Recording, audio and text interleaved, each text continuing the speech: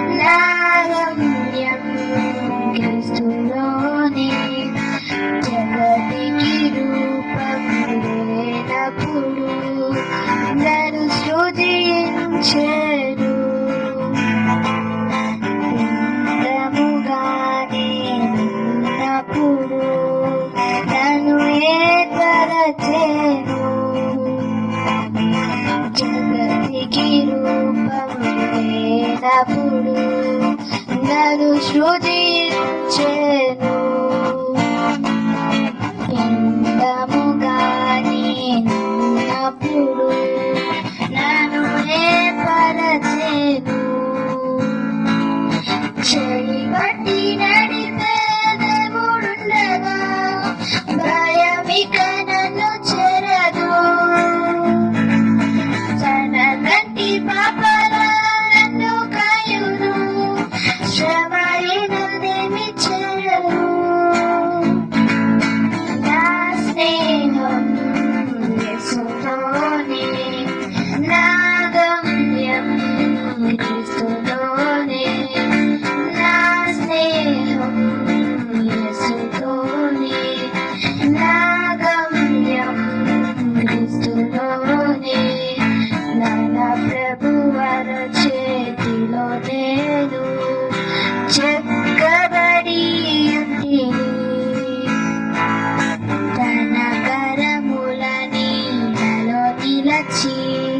స్తోత్రము చేయుదును. నేను చేయు స్తుతుల మూలముగా ఒక దుర్గమును స్థాపించెను.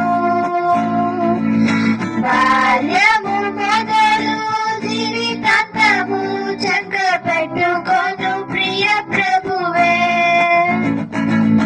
బాల్యము మొదలు జీవితాంతము చక్క పెట్టుకొను ప్రియ ప్రభువే. నా స్నేహం యేసులోనే, నా గమ్యం యేసులోనే.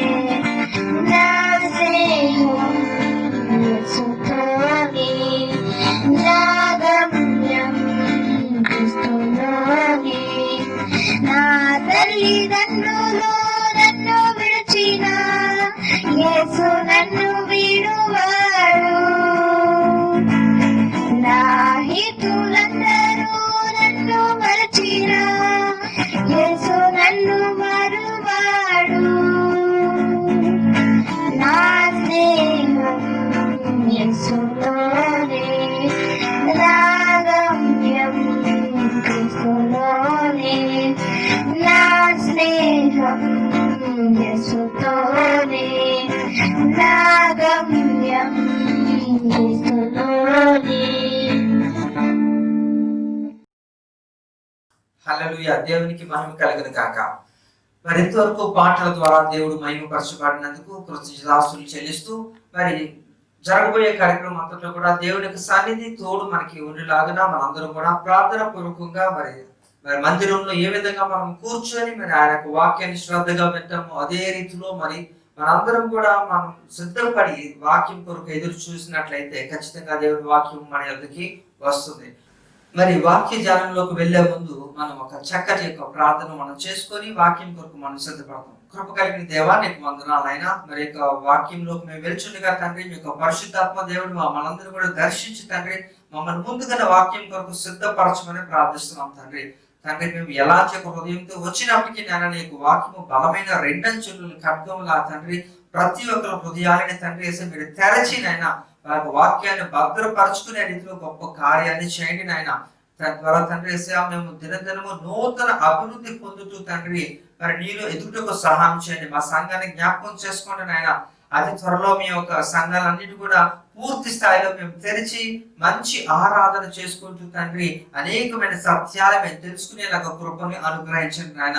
ఈ లైవ్ కార్యక్రమం ద్వారా కూడా తండ్రి మరి వాక్యాలు మేము తీసుకుని వెళ్చునుగా తండ్రి మీ యొక్క కార్యాన్ని వాళ్ళ హృదయాల్లో జీవితాల్లో కుటుంబాల్లో మీరు వ్యక్తిగతంగా తండ్రి మీరు చేయమని మేము ప్రార్థిస్తున్నాం తండ్రి. మరొకసారి తండ్రి మాకు ఇచ్చిన మంచి సహవాసాన్ని కొరకు మేము స్తుతులు స్తోత్రాలు చెల్లిస్తూ క్రీస్తు యేసు నామములో ప్రార్థిస్తున్నాం తండ్రి. ఆమేన్. మరి ఈ రోజు ఒక అంశం గురించి మాట్లాడాలనుకుంటున్నాను. అది the title of the message ఏంటంటే the tears in the bottle. ఇది బుడ్డిలో కన్నీళ్లు అనే యొక్క అంశం గురించి నేను మాట్లాడదలుచుకున్నాను. అయితే సాధారణంగా ఈ యొక్క విషయం గురించి మాట్లాడాలంటే మీకు కొన్ని విషయాలు నేను ఈ యొక్క కన్నీళ్లు గురించి నేను చెప్పదలుచుకున్నాను. అది సైంటిఫిక్ గా కూడా ఏం చెప్తుందో కూడా మనం చూద్దాం. అయితే ఇక్కడ ముఖ్యంగా మనం చూసినట్లయితే మన బైబిల్లో యేసు ప్రభు వారి యొక్క భూమి మీద పరిచయం చేస్తున్న అంతట్లో అతి కొద్దిగా కాలంలో 3.5 సంవత్సరాలు ఆయన పరిచయం చేస్తున్నప్పుడు ఒక 3 సార్లు ఆయన కన్నీరు విరిచినట్టు కూడా వాక్యం చెబుతుంది. 2 సార్లు లూకాసు వార్తలో ఆయన గురించి చెబుతున్న మాట యేసు కన్నీరు విడిచారనేది సందర్భం బట్టి. అదే రీతిలో మరి హెబ్రీ రాసిన పత్రిక 5వ అధ్యాయం 7వ వచనంలో కూడా మనం చూడొచ్చు. అలానే ఇక్కడ కన్నీళ్ళ గురించి మనం మాట్లాడితే కన్నీళ్లు కూడా ఒక 3 రకాల కన్నీళ్లు ఉంటాయని మనం తెలుసుకోవాలి. ఒకటి బేసల్ టీయర్స్ అంటారు. ఈ యొక్క బేసల్ టీయర్స్ అంటే ఏంటంటే ఇది మన కళ్ళు ఇది సక్రమంగా మూసి తెరుస్తున్నప్పుడు ఎటువంటి యొక్క ఇబ్బంది లేకుండా స్మూత్ గా మూసుకొని తెరవాలి. అంటే ఇప్పుడు ఉదాహరణ నేను చెప్తాను. ఇప్పుడు ఏదైనా గేటు మనం వేస్తున్నప్పుడు ఆ బోల్ట్ కానీ అది టైట్ గా పడుతుంది అనుకోండి, మనం ఏం చేస్తాం, కొంచెం ఆయిల్ అనేది వేస్తాం. అది ఆయిల్ వేస్తాము, లేకపోతే గ్రీజ్ లాంటిది రాస్తాం. అంటే అది ఇట్ షుడ్ బి లూబ్రికేటెడ్ అంటే ఆ ద్రవ పదార్థం అనేది ఏంటంటే అది చక్కగా అది ఏంటంటే ఫ్రీ మూవ్మెంట్ చేయడం కొరకు. కనుక ఇక్కడ కూడా మనకు కన్నీళ్ళు బేసల్ టీయర్స్ అంటే ఈ కన్నీళ్ళు ఏం చేస్తాయంటే మన కంటిని శుభ్రపరుస్తూ ఇక ఈ యొక్క విషన్ అంటే ఇక దృష్టిని చక్కగా కనిపించే రీతి కొరకు ఈ యొక్క బేసల్ టియర్స్ అనేవి ఉపయోగపడుతుంది. రెండోది కూడా మనం చూస్తే రిఫ్లెక్స్ టియర్స్ అంట. ఇది ఏంటంటే ఇది ఏదన్నా మనం ఈ ఒక ప్రసారం మనం చేయాలనుకుంటున్నప్పుడు మన కళ్ళు ఇరిటేట్ అయిపోయి కొద్దిగా ఎలర్జెటిక్ గా ఇరిటేట్ అయ్యి అనుకోండి, అది బలమైన ఒక ఏదన్నా ఒక గ్యాస్ లాంటిది అంటే శక్తివంతమైనది గ్యాస్ ఏదైనా రిలీజ్ అవుతున్నప్పుడు అది మనకి ముక్కుకి కళ్ళకి ఏం చేస్తున్నట్టు ఊపిరి ఆడకుండా చేస్తున్నప్పుడు అందులోంచి మనకి ఒకలాంటి ఇబ్బందికరంగా ఫీల్ అవుతుంది. ఉదాహరణకి మనకి ఆనియన్స్ కట్ చేస్తున్నప్పుడు, ఉల్లిపాయలు మనం తరుగుతుంటున్నప్పుడు కూడా మనకి కళ్ళలోంచి నీళ్ళు వస్తాయి. అందులో సల్ఫర్ అనేది ఉంటుంది. మనకి కొంచెం కంటిని కొంచెం ఇరిటేట్ చేస్తుంది. ఇరిటేట్ చేసినప్పుడు కూడా మనకి నీళ్ళు వస్తుంటాయి. లేకపోతే ఏదన్నా ఒక ధూళి ఏదన్నా సరే ఎగిరి మన కంటిలో పడినట్లయితే అది కూడా మనకి ఏమవుతుందంటే ఇక కన్నీళ్లు తెప్పిస్తుంది. దీన్ని రిఫ్లెక్స్ టియర్స్ అంటారు. మరి మూడో చూస్తే ఎమోషనల్ టియర్స్ అన్నమాట. దీని గురించి ప్రత్యేకించి చెప్పనక్కర్లేదు. ఇది ఏ సందర్భంలో వస్తుందంటే మేబీ మీరు మంచి యొక్క హ్యాపీ మూమెంట్ లో వచ్చినప్పుడు దాన్ని ఆనంద బాష్పాలు అంటారు. సంతోషకరమైన సందర్భంలో మనకి అది వస్తుంది.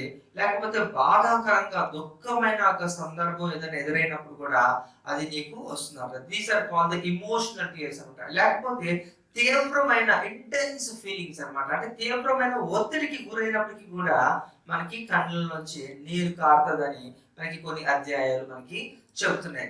అలానే చూస్తే ఇంకా ఇక్కడ చిన్నపిల్లల విషయంలో కూడా చూస్తే చిన్నపిల్లలు రోజుకి 1 నుంచి 3 గంటలు ఏడుస్తారట.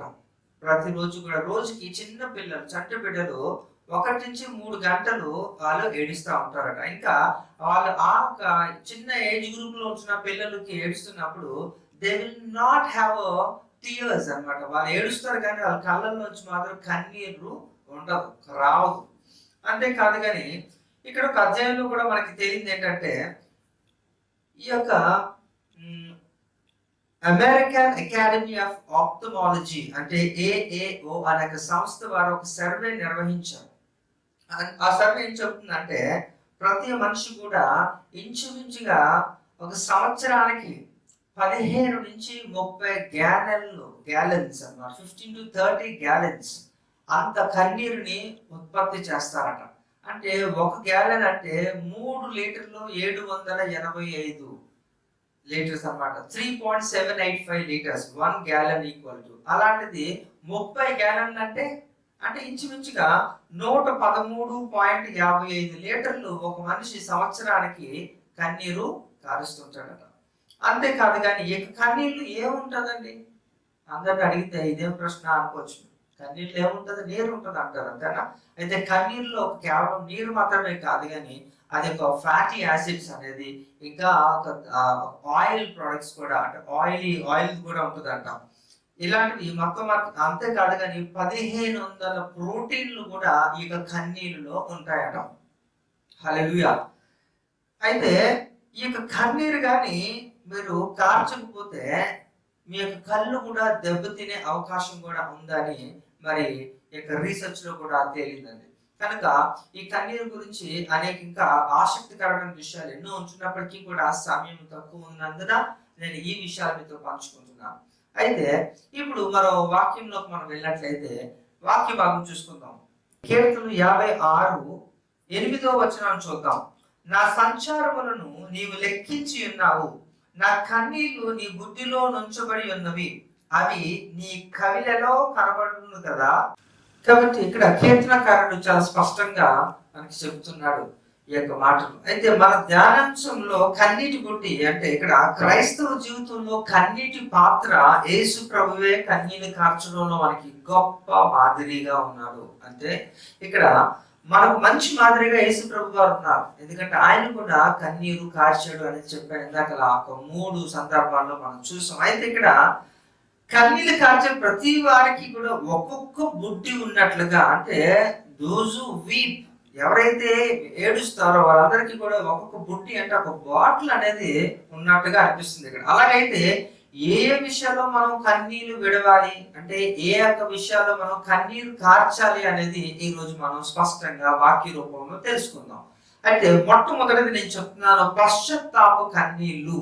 అంటే ఈ విషయంలో మనం కన్నీళ్లు కార్చాలి, అంటే ద టీయర్స్ ఆఫ్ కన్ఫెషన్ అనేది. ఇక్కడ ఎజ్రా రాసిన గ్రంథంలో 10వ అధ్యాయంలో 1వ వచనంలో మనం చూసినట్లయితే, ఎజ్రా ఏడ్చుచు దేవుని మందిరం ఎదుట సాష్టాంగపడుచు పాపమును ఒప్పుకొని ప్రార్థన చేసెను. ఇక్కడ మనకి చాలా చక్కగా కనిపిస్తుంది, ఆయన తన పాపమును ఒప్పుకొని ప్రార్థన చేసినట్టు పశ్చాత్తాపడ్డాడు అనమాట. వెన్ యు రియలీ కన్ఫెస్, ఎప్పుడైతే మీరు కన్ఫెస్ చేసుకున్నారో ఆటోమేటిక్ గా లోపల నుంచి ఒక దుఃఖం అనేది కన్నీటి రూపం నుంచి బయటికి వస్తుందని వాక్యమే చెబుతుంది. ఇవి పశ్చాత్తాప కన్నీళ్లు. ఇది ప్రాథమిక విషయం, అంటే రక్షణ కన్నీటిలో పుట్టాలి, రక్షణకి పుట్టిల్లు కన్నీళ్లు అని మనం ఈ రోజు తెలుసుకోవాలి. అయితే ఇక్కడ కన్నీళ్ళ గురించి ఇక్కడ పౌలు భక్తుడు చెప్తున్నాడు కొరింథీ సంఘానికి. 2వ కొరింథీ 7వ అధ్యాయము 9 నుంచి 10 వచనాల్లో మనం చదివినట్లయితే, మీరు దుఃఖపడతారని సంతోషించుట లేదు కానీ మీరు దుఃఖపడి మారు మనసు పొందుతారని ఇప్పుడే సంతోషించుచున్నాను.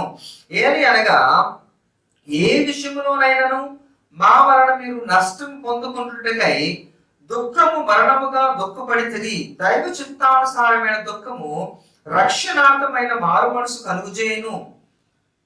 ఈ మారు మనసు దుఃఖమును పుట్టించదు, అయితే లోక సంబంధమైన దుఃఖము మరణము కలుగుజేయును. హల్లెలూయా. ఇక్కడ చూడండి, లోక సంబంధమైన దుఃఖం అట మరణమును కలుగు చేస్తుందంట. కానీ ఇక్కడ ఎలాగో మనం దుఃఖపడాలి, వేడి గురించి దుఃఖపడాలి. ఇక్కడ మనం ద టీయర్స్ ఆఫ్ కన్ఫెషన్, అంటే ఇక్కడ పశ్చాత్తాపం కన్నీళ్ళ గురించి మనం మాట్లాడుతున్నాం. అంటే ఇక్కడ శరీర సంబంధమైన దుఃఖము మారు మనసు పుట్టించదు. మారు మనసు మనకి కలగాలంటే హృదయ అంతరంగము నుంచి మన పశ్చాత్తాపంతో మనం దుఃఖించినప్పుడు అది నీకు మంచిగా ఈ యొక్క కన్నీళ్ళ రూపంలో వస్తుంది. దానివల్ల ప్రయోజనం ఉంది, కానీ శరీర సంబంధమైన దుఃఖము నీకు అలసట, ఇంకా నీ ఆరోగ్యము స్థిమితంగా ఉండదు. కనుక ఈ విషయాలు కూడా మనం గ్రహించాలి. అయితే ఇక్కడ ఎజ్రా అనే ఒక వ్యక్తి ఇక్కడ గుండె పగిలిపోయిందట. అక్కడ పాపం విషయమై గుండె పగిలేలా ఏడ్చాడు. అంటే ఆయన చేసిన ఒక విషయాన్ని బట్టి ఆయనకి ఎంతో పశ్చాత్తాపం కలిగి గుండెలు పగిలిపోయే రీతిలో ఆయన దుఃఖించినట్టుగా వాక్యం మనకి చెబుతుంది. అలాగే ఏడిస్తే రక్షణ లేకపోతే, అంటే ఎవరైతే ఏడిస్తే వాళ్ళకి రక్షణ ఉంటది, ఏడకపోతే రక్షణ లేదని ఇక్కడ ఉద్దేశం కాదు. కానీ వాక్యం హృదయానికి గుచ్చుకొని అన్న వాళ్ళకి ప్రవర్తనలో మార్పు కనిపిస్తుంది. ఎవరైతే వాక్యానికి వేగిరపడి ఆ చెవిని ఎగుతారో వారికి ఆటోమేటిక్ గా హృదయ అంతరంగంలోంచి ఒక దుఃఖం అనేది ఉబ్బుకొస్తుంది. అది ఎట్లా వస్తుంది అంటే ఒక కన్నీళ్ళ రూపంలో వస్తుంది. అలాంటి వారు మనం గుర్తించవచ్చు, ఎస్ హి ఈస్ రైట్ అని మనం చెప్పగలిగే ఒక పరిస్థితి దేవుడు మనకి ఇస్తాడు. అయితే ఇక్కడ ఒక గొప్ప దైవ సేవకుడు ఏమన్నాడంటే, ఇక్కడ ఆయన పేరు చార్ల్స్ స్పర్జన్ అనే ఒక అతను. ఆయన ఏమన్నారంటే ఆ సేవకుడు, a faith that never wept never lied అట. అంటే ఇక్కడ ఏడ్వర్ విశ్వాసము బ్రతకలేదు, అంటే నీ విశ్వాసము బ్రతకాలంటే నువ్వు ఏడవాలి. అయితే ఎక్కడ ఏడవాలి? అంతా కూడా దేవుని యొక్క సన్నిధిలో నువ్వు ఏడవాలి. ఎలాంటి సందర్భం అంటే ఇప్పుడు నేను చెప్పిన ద టీయర్స్ ఆఫ్ కన్ఫెషన్, అంటే ఇక్కడ పశ్చాత్తాపంతో కూడుకున్న ఒక దుఃఖం వచ్చినప్పుడు ఆ కన్నీళ్ళు వస్తాయి. పశ్చాత్తాప కన్నీళ్లు నువ్వు విడిచినప్పుడు అది ఉపయోగకరంగా ఉంటుంది. మీ మారు మనసు దుఃఖంలో ఉందా, లేకపోతే కన్నీళ్లు విడిచి పాపాలు ఒప్పుకున్నారా? ఇక్కడ చూడాలి. అయితే లేఖనాలు మీ హృదయాన్ని మండిస్తున్నాయా అంటే దేవుని యొక్క వాక్యాలు నీ హృదయాన్ని మందించాలి. ఎలా అంటే నీలో ఉంచిన ఒక చెడునంతటి కూడా తీసి వేసేలాగా అవి చేయాలట కార్యం. అందుకే లూకా సువార్త 24వ అధ్యాయము 32వ వచనాన్ని చూస్తే, ఆయన మనతో మాట్లాడుచుండగా మన హృదయం మనలో మండుచున్నదా లేదా అని ఒకరితో ఒకరు మాట్లాడుకొనిచున్నది. కాబట్టి ఒక భక్తుడు పాపులు 2 రకాలుగా ఆయన ఎంచాడట. ఒకటి ఏంటంటే పొడి పాపులు, తడి పాపులు అట. హల్లెలూయా. కాబట్టి ఇక్కడ ఆ 2 విధాలుగా ఆయన వర్గీకరించాడు. ఒకటి ఏంటంటే తడి పాపులు, పొడి పాపులు. మరి పొడి పాపులు అంటే రక్షించబడిన వారు. ఇక్కడ తడి పాపులు అంటే వారు మునిగారు, అంటే బాప్తిసం పొందినవారు. అంటే పొడి పాపులు వారు రక్షణ పొందారు. ఇక్కడ తడి పాపులు అంటే ద నెక్స్ట్ లెవెల్, అంటే బాప్తిజం కూడా పొందారట వీళ్ళు. అయితే కానీ జీవితం మారలేదు. సినిమాలు, సిగరెట్లు, సీరియల్స్ ఇవన్నీ కూడా యథావిధిగా ఉన్నవారే వీళ్ళందరూ కూడా. అయితే మునగక ముందే వాళ్ళు బాగున్నారు, మునిగిన తర్వాత ఇంకా చెడిపోయారు. అంటే బాప్టిజం తీసుకోక ముందే ఒక పద్ధతిలో ఉన్నారు, కానీ బాప్టిజం తీసుకున్నాక అడ్డు అదుపు లేకుండా వాళ్ళ యొక్క ఇష్టానుసారంగా భ్రష్టత్వంలోకి దిగజారిపోయారట.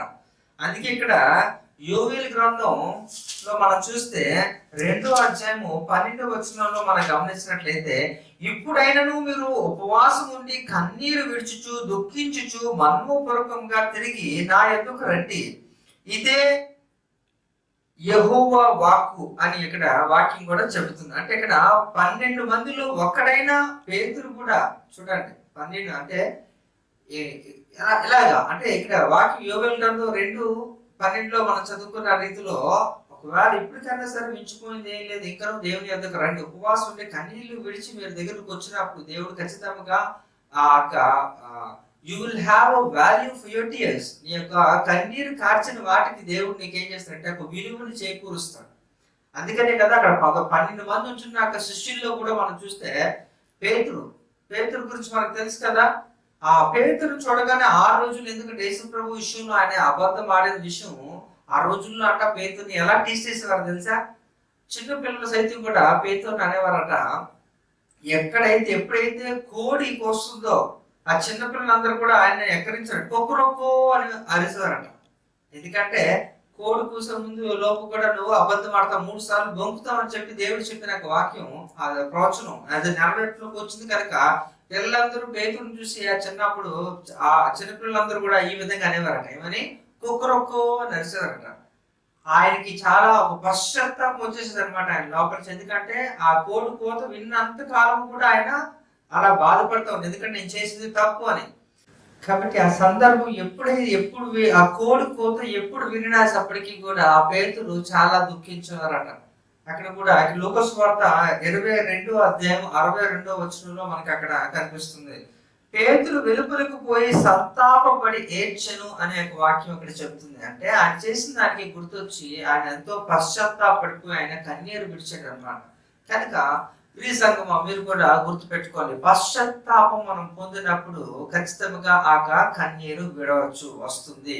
కనుక దాన్ని బట్టి పశ్చాత్తాపం ఉంటున్నప్పుడు నిజంగా దేవుడు కూడా నిన్ను ఎక్స్క్యూజ్ చేస్తాడు, నీకు ఒక అవకాశాన్ని ఇచ్చి కూడా దేవుడు నిన్ను ఏం చేస్తాడంటే క్షమించే అవకాశం ఉంటుంది. కనుక ఎక్కడ కన్నీరు విడిచాలంటే దేవుని సన్నిధిలో పశ్చాత్తాపడి మనం కన్నీరు విడిచినప్పుడు ఖచ్చితంగా దానికి ప్రతిఫలము ఉంటుంది అని మీరు ఈ యొక్క లైవ్ కార్యక్రమం ద్వారా మీరు తెలుసుకోవాలని నేను మనం చేస్తున్నాను. హల్లెలూయా. కాబట్టి ఇది మొదటిది. మరి రెండోది కూడా మనం చూద్దాం, ఎక్కడ మనం కన్నీరు విడవాలన్నది. ఇంకా ఆరాధనలో కన్నీళ్లు విడవాలి అట. హల్లెలూయా. ఇక్కడ ద టీయర్స్ ఆఫ్ ఎగ్జాల్టేషన్ అన్నమాట. ఇక్కడ కూడా మనం చూస్తే, ఇక్కడ లూకా సువార్త 7వ అధ్యాయం 38వ వచనం చూస్తే, వెనుక తట్టు ఆయన పాదముల యొద్ద నిలవబడి ఏడ్చుచు కన్నీళ్లతో ఆయన పాదములను తడిపి తన తల వెంట్రుకలతో తుడిచి ఆయన పాదములను ముద్దు పెట్టుకొని ఆ అత్తరు వాటికి పూసెను అని ఇక్కడ వాక్యము చెప్పబడి ఉంది. ఇక్కడ మగ్దలేన మరియా అనే యొక్క ఆమె తను ఏం చేసిందట, తనకి విలువైన అత్తరులు, తన యొక్క ఆక్యుపేషన్ అంటే తన యొక్క పని ఏంటంటే ఈ యొక్క అత్తరులన్నీ కూడా అమ్ముకునేది అనమాట. అలాంటిది ఎంతో విలువైన అత్తరులన్నీ కూడా యేసు ప్రభు వారి దగ్గర తీసుకొచ్చి కాళ్ళ మీద వేసే వాటితో ఏం చేస్తుందట, తన యొక్క తల వెంట్రుకలతో అవి క్లీన్ చేస్తుంది, ఏడుస్తుంది, ఇంకా అత్తరు పూసి ఇవన్నీ కూడా చేస్తుందట. అవంతా ఎందుకు ఏడుస్తుంది? ఎందుకంటే యేసు ప్రభుని ఆరాధిస్తుంది. ఎందుకంటే యేసు ప్రభు తనని మార్చాడు, తన జీవితాన్ని మార్చాడు కనుక యేసు ప్రభుని ఆరాధిస్తూ ఆ పని చేసింది.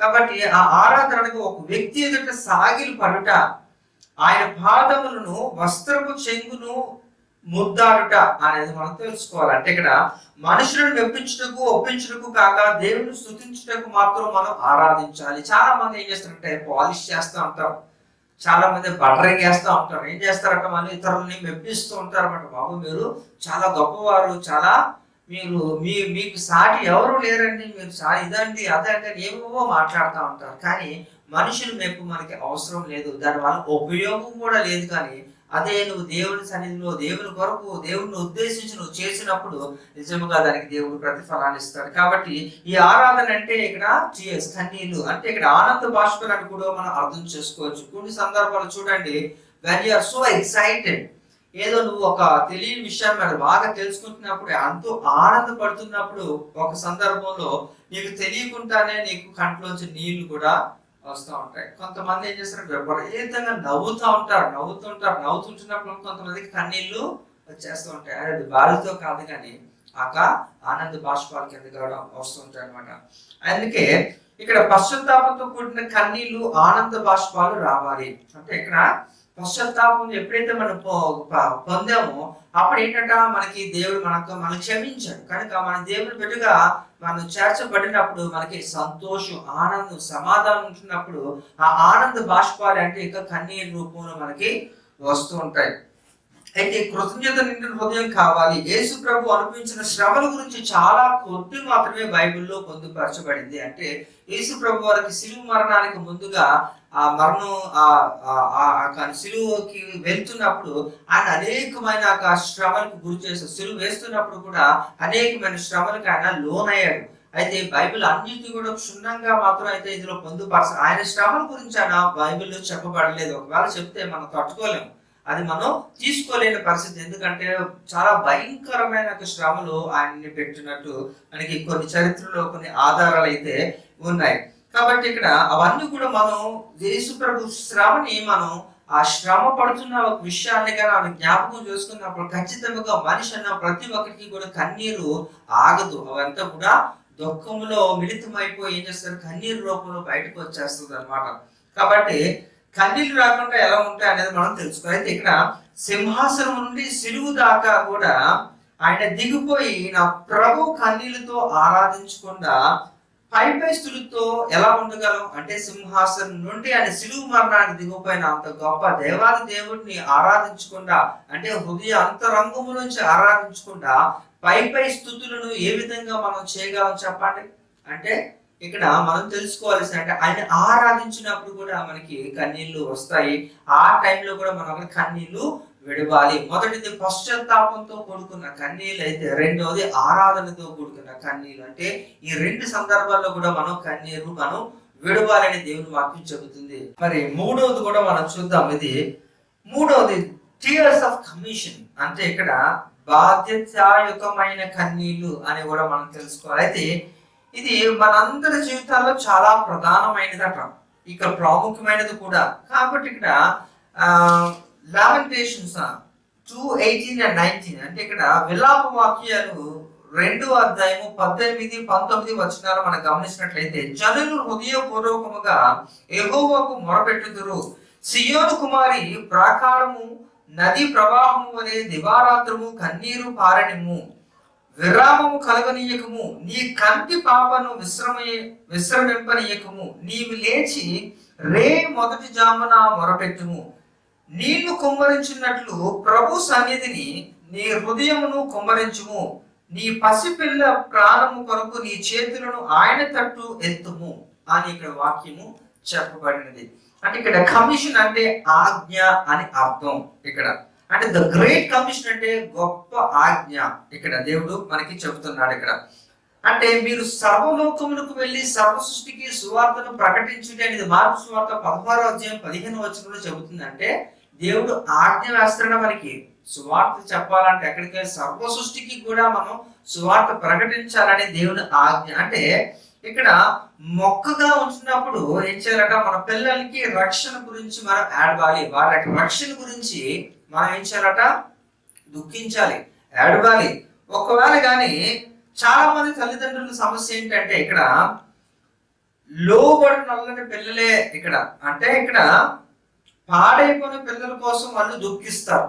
అంటే అదేదో ముందే కానీ నువ్వు యొక్క పిల్లల కొరకు దుఃఖించి కన్నీరు విడిచినట్లయితే వారు ఆ పాడైపోయే స్థితికి వెళ్ళరు కదా. కానీ ఎప్పుడు కూడా ఏంటంటే వెరీ లేట్, అన్ని కూడా లేటే, అన్ని లేటే. ఎప్పుడు ఏ సందర్భంలో చేయాలో ఆ సందర్భం చేయరు. అందువలన అంతా అయిపోయిన తర్వాత ఊరుకు దుఃఖిస్తూ ఉంటారు. అయ్యో నా పాపని బాగు చేయి, నా బాబుని బాగు చేయి, నా కొడుకుని బాగు చేయి, నా తల్లిని బాగు చేయి అని ఇలా ప్రతిదీ కూడా మీరు చేస్తూ ఉంటారు. కానీ అది దేవుడు ఒప్పుకోడు. ఎందుకంటే ఈ సందర్భంలో మీరు చేయరు, ఆ సందర్భం నేను నీకు నేర్పుతున్నప్పటికీ కూడా మీరు విననొల్లని జనాంగంగా ఉన్నందున ఈ విధంగా పరిస్థితి ఏర్పడుతుందని కూడా మనం తెలుసుకోవాలి. కాబట్టి ఇక్కడ దుఃఖంతో మంచం పట్టి మంచం నుంచి మట్టిలో వెళ్ళిపోయే పరిస్థితి కూడా ఉంది. అంటే అలా ఏడ్చి దుఃఖపడిపోయి, ఎందుకంటే సరైన సమయంలో సందర్భంలో మీరు ప్రతిస్పందించలేనప్పుడు అది ఏమైపోతుందంటే దుఃఖం అధికమైపోయి నువ్వు వేడ్చిన కన్నీళ్లు కూడా వెలుగు లేకుండా పోయి చివరగాని ఆరోగ్యం పాడైపోయి నువ్వేమైపోతావట ఆ మట్టిలోనే కలిసిపోవాలి. కనుక చాలా జాగ్రత్తగా మనం ఉండాలి. అందుకే పిల్లల కొరకు ఏడమంటుంది బైబిల్ చెప్తుంది, నేను చెప్పట్లేదు కానీ పిల్లల కొరకు మనం ఏడవాలి. లూకాసు వార్త 23వ అధ్యాయము 28వ వచనం చూద్దాం. యేసు వారి వైపు తిరిగి, యెరూషలేము కుమార్తెలారా, నా నిమిత్తము ఏడవకుడి, మీ నిమిత్తమును మీ పిల్లల నిమిత్తము ఏడవుడి అని అక్కడ వాక్యము మనకి చెప్తుంది. అంటే ఇక్కడ పిల్లల కోసం చిన్నప్పుడే ఏడిస్తే పెద్దయ్యాక ఏడవలసిన పని ఉండదు అనేది మీరు అర్థం చేసుకోవాలి. హల్లెలూయా.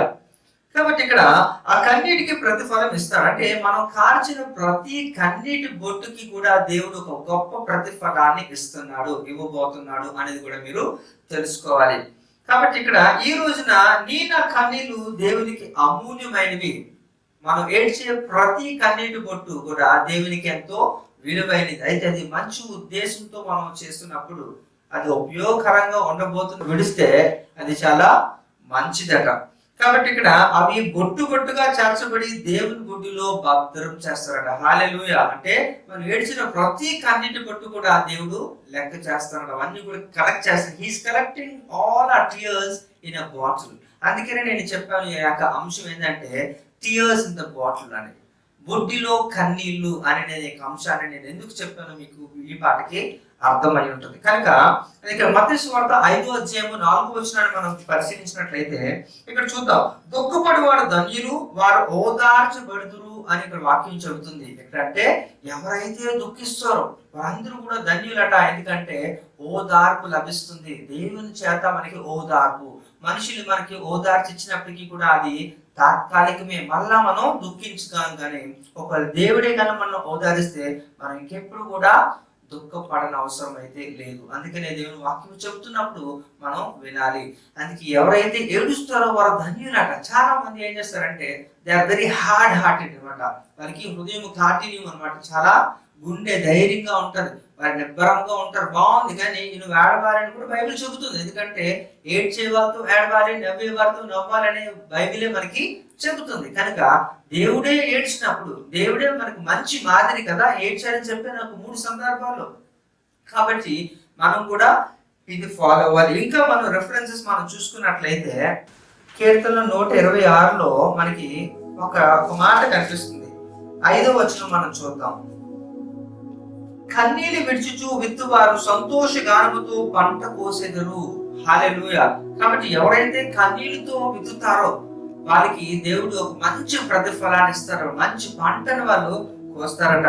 ఇంకో వచనంలో కూడా మనం చూస్తే కీర్తనలో 30వ అధ్యాయం 5వ వచనంలో కూడా మనం చూసినట్లయితే ఆయన కోపము నిమిషం మాత్రముండును, ఆయన దయ ఆయుష్కాలం అంతయు నిలుచును. సాయంకాలమున ఏపు వచ్చి రాత్రి యుండినను ఉదయమున సంతోషము కలుగును అని ఇక్కడ వాక్యం చెబుతుంది. కాబట్టి ఇక్కడ దుఃఖము ఎల్లప్పుడూ ఉండదు అని మీరు అర్థం చేసుకోవాలి. దుఃఖం అనేది ఇట్ జస్ట్ టెంపరరీ అనమాట. ఇదంతా కూడా టెంపరరీ అంట. రాత్రి ఉంటుంది, వెళ్ళిపోతుందట. ఇంకా మనం కోల్పోయిన ఆధ్యాత్మిక కొరకు కూడా, అంటే మనం ఏదైతే స్పిరిచువాలిటీ మనం కోల్పోయామో, మనం ఆధ్యాత్మికమైన జీవితాన్ని మనం కోల్పోయినట్లయితే అది మనం ఏం చేయాలంటే వాటి కొరకు మనం కోల్పోయిన కుటుంబాల కొరకు మనం ఏడవాలని దేవుని వాక్యం చెబుతుంది. కనుక మనం అంటే we should feel responsible towards our families. At the same time మనకు స్పిరిచువల్ గ్రోత్ కొరకు ఒక బాధ్యతాయుతమైనగా మనం ప్రవర్తించాలి. అదే కదా నేను చెప్పాను. ఇక 3వ పాయింట్ ఏంటంటే బాధ్యతాయుతమైన కన్నీళ్లు, అంటే ద టీయర్స్ ఆఫ్ కమిషన్. అది మనం తెలుసుకోవాలి. మనకు ఒక దేవుడు బాధ్యతలు పెట్టాడు. ఎందుకంటే మన కుటుంబాల కొరకు, మన సంఘం కొరకు మనం ఏడవాలి, ప్రార్థన చేయాలి, రోధించాలి. మన ఆధ్యాత్మికమైన జీవితాల గురించి కూడా మనం రోధించినప్పుడు, దుఃఖపడినప్పుడు ఖచ్చితంగా దేవుడు వాటిని లెక్క చేస్తాడు. హల్లెలూయా. కాబట్టి ఇప్పుడు దేవుడు కూడా ఎంతో బాధ్యత కలిగి ఇక్కడ ఏం చేస్తున్నాడంటే యెరూషలేము పట్టణాన్ని చూసి యేసు ప్రభు వారు ఏడ్చారని ఇందాక నేను చెప్పిన లూకా సువార్త 13:34 చూసాం. అయితే పౌలు కూడా నశించుతున్న దాన్ని యూదా సహోదరుల కొరకు ఆయన కూడా ఏం చేశారంటే చూసి ఏడ్చాడు. అయితే రోమపత్రిక 9:29 మనం అక్కడ చూడొచ్చు. యూదా ప్రభువును అప్పగించినందుకు ఏడ్చాడు. ఆయన కూడా మత్తయి సువార్త 27:3 కూడా మనం అక్కడ చూడొచ్చు. అలాగే పేతురు ప్రభువును ఎరిగినందుకు ఆయన ఏడ్చాడు. మత్తయి సువార్త 26:75 మనం చూసుకోవచ్చు. ఏశావు ఆశీర్వాదం కోసం కన్నీళ్లు విడిచాడు. ఇది కూడా హెబ్రీ రాసిన పత్రిక 12:17 అంటే వీళ్ళందరూ కూడా వారి వారి యొక్క సందర్భాలను బట్టి వారికి ఉన్న రెస్పాన్సిబిలిటీ బట్టి పశ్చాత్తాపానికి లోనయ్యి ఇంకా దేవుడు ఆజ్ఞానుసారంగా బాధ్యతాయుతమైనగా వారందరూ కూడా ప్రవర్తించారు. ఆయా సందర్భాలు వాళ్ళు కన్నీరు విడిచారు. కాబట్టి నిజాయితీగా ఏడుద్దాం, మనం నిరీక్షణతో ఏడుద్దాం. దేవుడు మన ప్రతి బాష్ప బిందువును పుట్టిలో భద్రం చేస్తాడు. మరి యొక్క వాక్యం అందరూ విన్నారు కనుక ఇది మన హృదయంలో ఫలించే రీతిలో మనందరం కూడా ఒక సంఘముగా ఏర్పడి మనందరం కూడా సిద్ధపడి మన ప్రార్థనలోకి మనం వెళ్దాం. మమ్మల్ని మిక్కిలిగా ప్రేమించిన మా పరలోక తండ్రి, నీకు వందనాలు చెల్లిస్తున్నాం తండ్రి యేసయ్య. మరి ఇంతవరకు కూడా మరి వాక్యం ద్వారా మమ్మల్ని అందరూ కూడా మరొకసారి మీరు దర్శించి మాకు అర్థం చేసి ఉన్నారైనా మీ యొక్క వాక్యం లోతుని మాకు తెలియజేసినందుకు దాసులు చెల్లిస్తున్నాం దేవా. మరి టీఎస్ ద బాటిల్ అనే అంశం ద్వారా తండ్రి మేము మాట్లాడుకుంటున్నప్పుడు మరి పరిశుద్ధాత్మ దేవుడు మమ్మల్ని అందరూ కూడా తండ్రి హృదయంలో కదిల్చడానికి మేము నమ్ముతున్నాం దేవాసయ. ఈ యొక్క 3 సందర్భాలు కూడా చక్కగా మీరు వివరించి ఉన్నారు నాయన. కాబట్టి మా అందరికి కూడా బాధ్యతాయుతమైన కన్నీరు మేము కార్చులాగిన, ఆరాధనలో మేము కన్నీరు కార్చులాగిన తండ్రి వేసే పశ్చాత్తాపంతో కూడిన కన్నీరు మేము కార్చులాగిన తండ్రి ప్రతి ఒక్కరికి కూడా మీరు దయచేయండి నాయన. మా కన్నీళ్ళకి ఎంతో విలువ ఉంటుందని మీరు చెప్పారు నాన్న. కనుక ఇప్పటి వరకు అనేకమైన వ్యర్థ వాటిల గురించి మేము కన్నీరు కార్చాము, కానీ నాయన ఇక మీద నుంచి కన్నీరు అనేది మేము వృధాగా పోనివ్వకుండా తండ్రి ఏ సందర్భంలో కలిసి దానికి విలువ చేకూరుస్తారో మేము ఆ సందర్భంలో మేము కన్నీరు విడిచి ధన్యులుగా మేము అవ్వాలని మేము నిశ్చయించుకున్నాం నాయన. ఎవరైతే ఆ తీర్మానాన్ని తీసుకున్నారో ప్రతి ఒక్కరిని కూడా మీరు దర్శించండి, వాళ్ళ నిబంధనకి మీరు సహకరించండి తండ్రి, వారు ఆశీర్వదించమని ప్రార్థించున్నాం తండ్రి. ఈ లైవ్ కార్యక్రమాన్ని చూస్తున్న ప్రతి ఒక్కరిని కూడా తండ్రి మీరు దీవించండి, ఆశీర్వదించండి. ఇంకా రానున్న రోజుల్లో అనేకమైన సువర్తమానాలు మేము తీసుకొని యొక్క ప్రజలకి మీరు చారవేయలాగిన, తద్వారా మీరు మహిమపరిచేలాగిన గొప్ప కృపను అనుగ్రహించమని ఇంకో ప్రార్థన అంతటి కూడా నీ సన్నిధికి చేర్చుకోమని క్రీస్తు యేసు అతి పరిశుద్ధ నామములో బ్రతిమలాడి వేడుకుంటున్నాను తండ్రి. Amen, amen. God bless you all. Thank you.